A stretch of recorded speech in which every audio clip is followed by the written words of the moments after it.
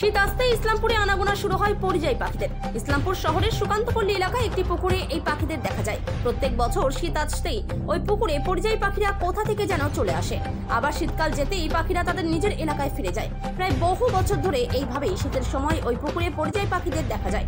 দূরান্ত থেকে বহু মানুষ এই পাখি দেখতে আসেন। শহরের বুকে এই পাখিগুলি কোথা থেকে আসে আবার কোথায় চলে যায় তাই কেউই জানেন না।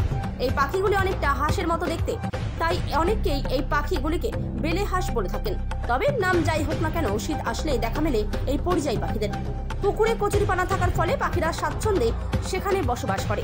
পুকুরটি শহরের এক কোনায় থাকার কারণে চারদিকে শব্দ দূষণ এবং উপদ্রব থেকে রেহাই পেতে পরিযায়ী পাখিরা এই পুকুরটিকে বেছে নিয়েছেন বলে মনে করেন স্থানীয়রা।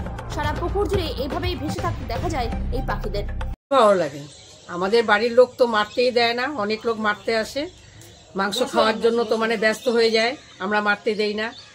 ওরা যখন আসে ওদেরকে ফিরাই দেই। আর আমাদের তো এদের ডাকেই ঘুমাই, এদের ডাকেই উঠি, এত কিচির কিচির করে সারা রাত্রে। প্রতি বছর আসে? প্রত্যেক বছর। তাও তো এবার অনেক কম, কালকে সন্ধ্যাবেলা সব উড়ে গেছে, এখনো ওরা ঢোকেনি, ওরা ঢুকবে আর একটু পরে। শীতকালে আসে নাকি? শীতকালে আসে, কিন্তু গরমকালে ওরা থাকে না। শীতকালে আসে আবার গরম পড়তে চলে যায়। গরম পড়তে পড়তেই চলে যায়। আপনি যেরকম করে বললেন ওরা চলে গেছে, মনে হচ্ছে কি আপনার বাড়ির লোক? দেখি তো আমরা একদম বাড়ির লোকের মতনই তো। কালকে সন্ধ্যাবেলা এত পাখি উঠছে, এক ঝাঁক পাখি উড়ে গেছে। যখন ওরে আমার মোবাইলের মধ্যে আমার ফটো আছে তো, যখন ওরে আমাদের ছবি তোলাই আছে।